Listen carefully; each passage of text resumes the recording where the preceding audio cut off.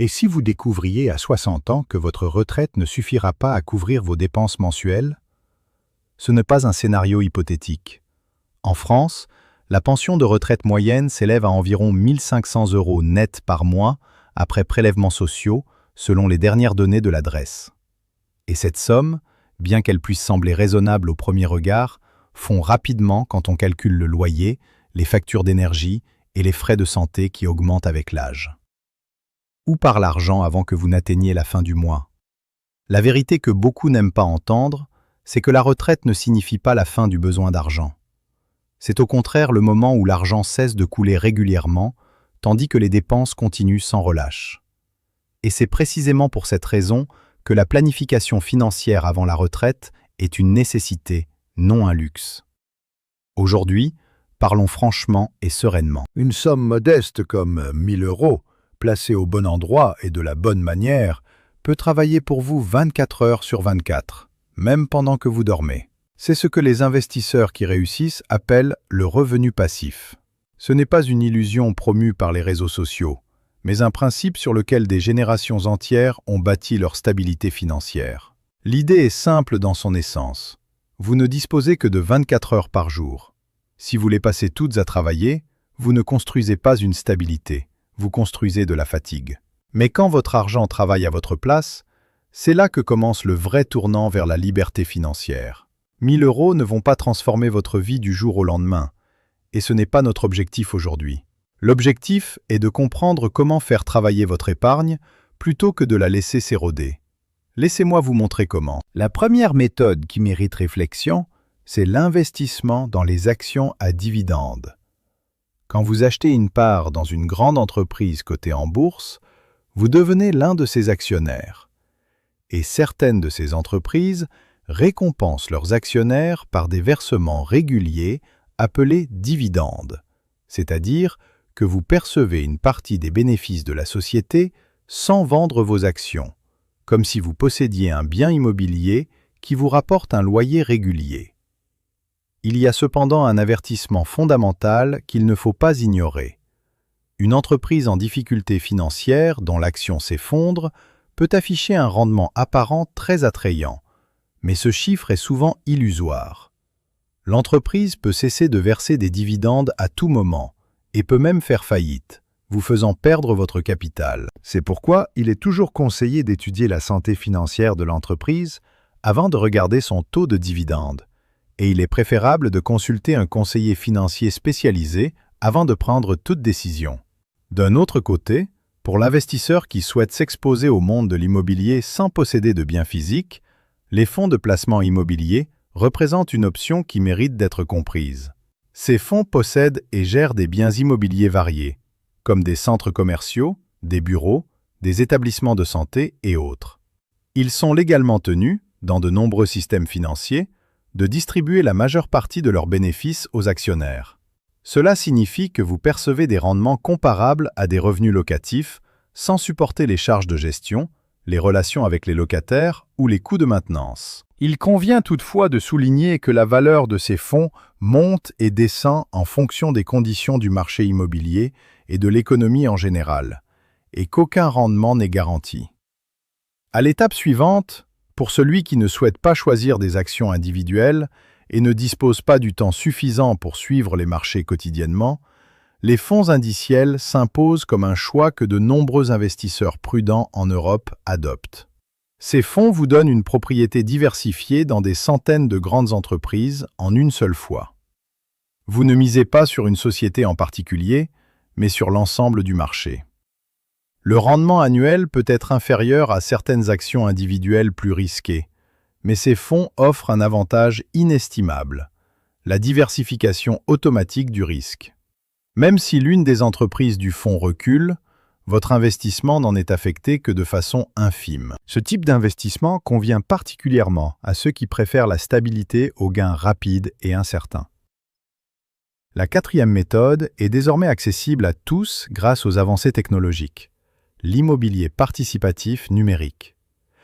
Des plateformes spécialisées permettent désormais à n'importe qui de participer au financement de véritables projets immobiliers avec des montants relativement modestes, en regroupant les fonds d'un grand nombre d'investisseurs. Le résultat, c'est que vous pouvez être associé à un projet immobilier qui était auparavant réservé aux détenteurs de gros capitaux. Les rendements combinent généralement les revenus locatifs attendus et la valorisation du bien dans le temps. Mais ce type d'investissement comporte des risques de liquidité, car vous pourriez ne pas pouvoir récupérer vos fonds rapidement en cas de besoin, ce qui est un point crucial pour ceux qui approchent de l'âge de la retraite. La 5e méthode est aussi ancienne que l'histoire elle-même. Prêter de l'argent avec intérêt. Les plateformes de prêts participatifs vous permettent de jouer le rôle de la banque.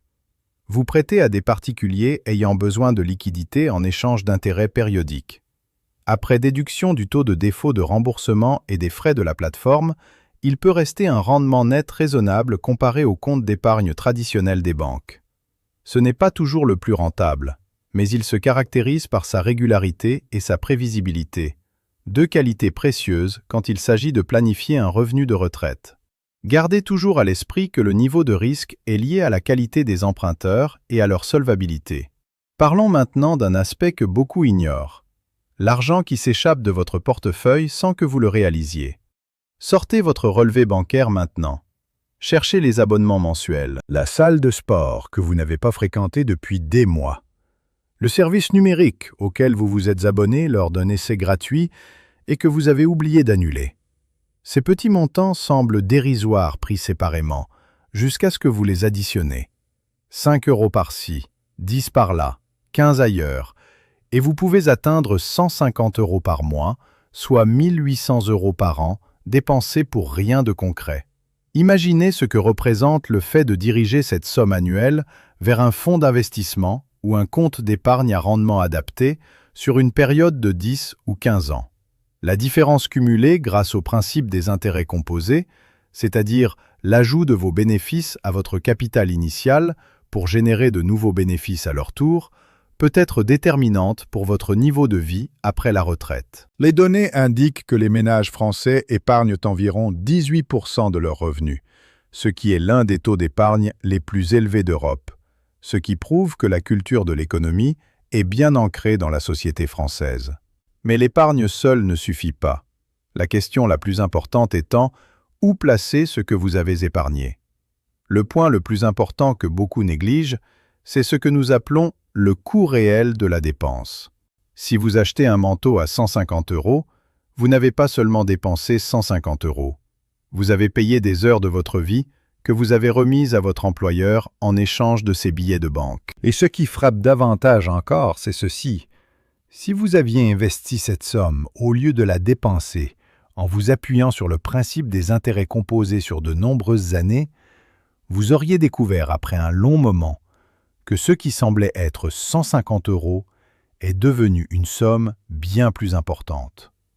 Ce n'est pas une invitation à l'avarice ou à l'austérité excessive, mais une invitation à prendre conscience que chaque euro dépensé a un coût caché, celui de l'opportunité manquée. La règle des 24 heures est simple et a fait ses preuves. Avant tout achat non indispensable, attendez une journée entière. La plupart du temps, vous constaterez que l'envie s'est atténuée et que ce qui semblait nécessaire dans un moment d'enthousiasme paraît sans importance le lendemain matin.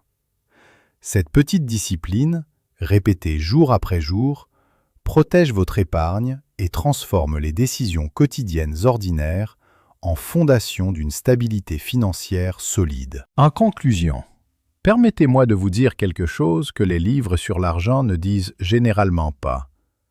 La stabilité financière ne se construit pas avec une grande décision unique. Elle se construit avec de petites décisions justes, répétées chaque jour.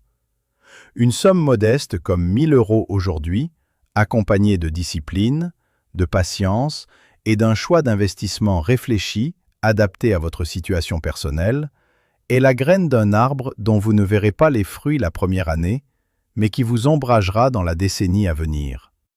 Et souvenez-vous toujours, ce qui a été dit dans cette vidéo est uniquement à titre d'information et d'éducation financière générale, et ne constitue pas un conseil d'investissement personnalisé.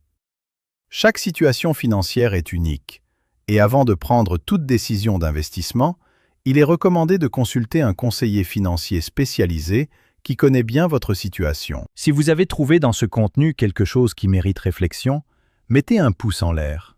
Cela ne vous coûte rien, mais cela nous aide à faire parvenir ce contenu à ceux qui en ont vraiment besoin.